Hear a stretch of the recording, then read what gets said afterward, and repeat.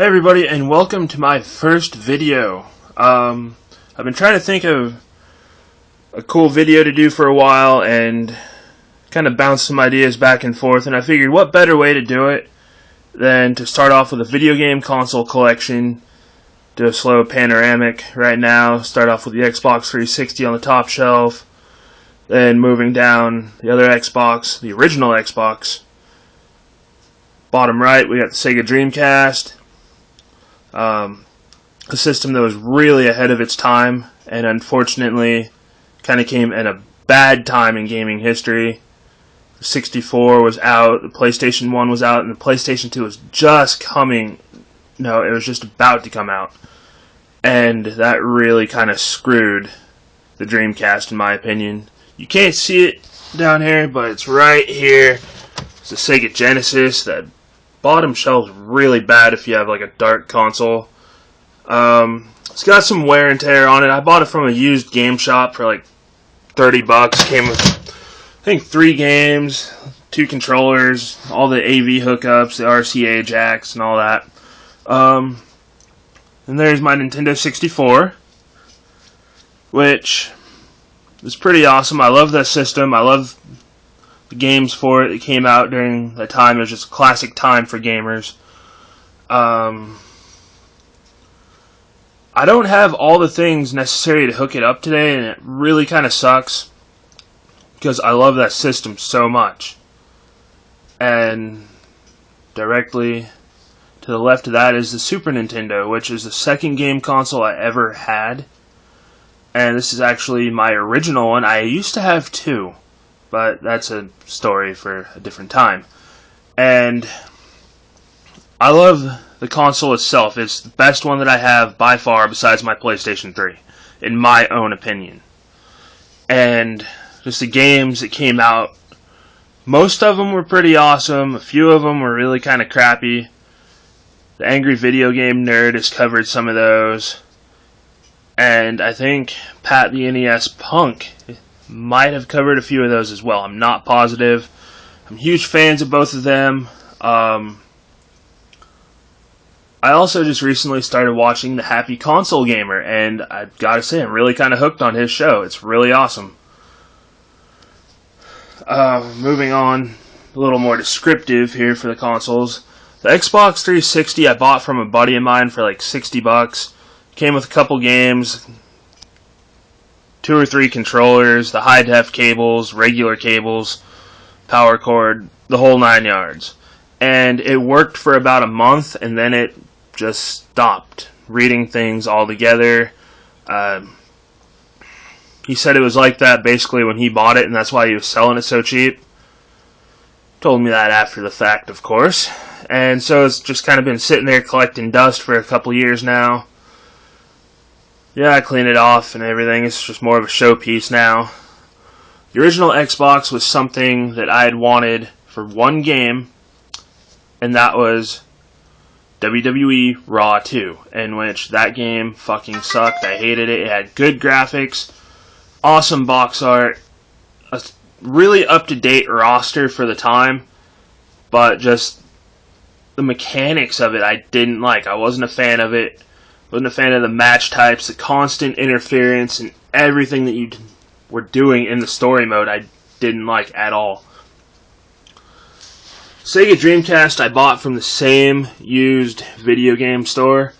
I think I paid $35 for it. It came with 2 controllers, 2 memory cards, 2 games, and carrying case, which I thought was a good deal. And yeah, I mean, I've seen Dreamcast go for cheaper on eBay, but this is a small area that I'm from, that I live in, so I really kind of gotta take what I can get, unfortunately.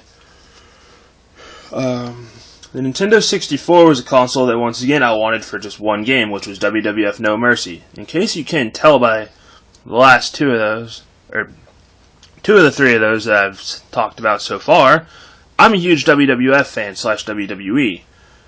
I have all their games, besides a couple on the Game Boy, and there's one on the regular Nintendo I don't have. There's one on the Super Nintendo I don't have, and there's one on Sega CD. But other than that, I have all of them. I collect them. I also kind of collect WWE DVDs / best of career compilations for some of the superstars, but that's a video for a different day if this one really takes off. If not, then I'll probably still do it. What the hell.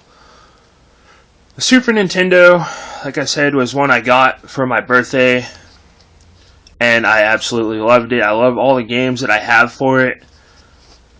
And I told you earlier in the movie, I used to have two.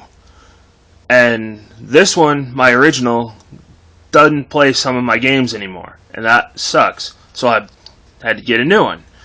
And the new one I left at my ex-girlfriend's house, and when we broke up, she sold it, along with half my games, which included Donkey Kong Country, Mario World, Zombies Ate My Neighbors, I think Street Fighter Alpha 2 Turbo, Street Fighter 2 Turbo, or Street Fighter Alpha 2, I'm sorry. Yeah, and that really pissed me off. So, moving up is basically my pride and joy, Sony PlayStation 3. This is my second one. This is not the new Slimlines, but the original Slimline models. I do still have my original one, but it stopped working, just like the Xbox 360. Although, my original PlayStation lasted about 7 years before it finally just stopped. I know you guys can't see it too well right now. I know you can see the lights. You can see an MMA sticker that my buddy put on there because I bought it from him. And Spencer's Gifts tagged it for some reason. He decided to put on there. I guess he thought it was cool. I don't know. You can kind of see the PlayStation logo right there. All the lights. Turn this back off. Go to my games here. As you can see, I have a wide array of games. They are done alphabetically. And moving down to the bottom row here. Yeah, for the most part, I love all the games I have, except for 50 Cent Blood in the Sand. I didn't care for it too much. I love the original 50 Cent Bulletproof. I thought this one was going to be good too. However, I was wrong. Homefront, a lot of hype behind it, and yeah, I just don't care for it too much. And then there's MAG. MAG, in my opinion, really sucked. But I know a lot of people like it, so that's about all I'm going to say about it. I'm also a huge football fan. San Francisco 49ers, going to be 6-time Super Bowl champions. I don't care what anybody else has to say about it. That's just how it's going to be. Like the Call of Duty series, there's only one that I'm missing, and that's the original Modern Warfare. I'm pretty good at them. I'm not the best, but, you know, it's not about how good you are. It's about if you have fun or not, at least in my opinion. I'm also a huge Marvel fan, and I don't have very many Marvel games. I do have Ultimate Alliance 2 right there. I do have The Amazing Spider-Man and Spider-Man 3, as well as Wolverine the Uncaged Edition, which I thought was a really awesome game.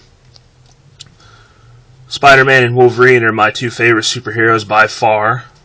I'm a huge Star Wars fan as well. That'll be another video for another day, in which you'll see my whole collection of everything Star Wars. From video games, comic books, to movies. I don't have the toys, really, because you gotta kind of draw a line somewhere in a collection. And also, as stated, I'm a huge WWE fan. Start out with WWE All-Stars and Legends of WrestleMania, which is right behind it. Then every SmackDown vs. Raw that came out, as well as WWE 12, and my current favorite, WWE 13, which I know this game kind of got a bad rap, considering the online servers are really kind of crappy, and everything. A lot of people said the game sucked. I personally love it. It's the original, regular edition. I didn't buy the Stone Cold version. I didn't want to pay $80 plus shipping and handling for an autograph, basically. And I'm really kind of glad I didn't, because a lot of people really had to wait a long time to get their copies of that game. I pre-ordered mine on Amazon, and it came on release day. So I couldn't be happier about that.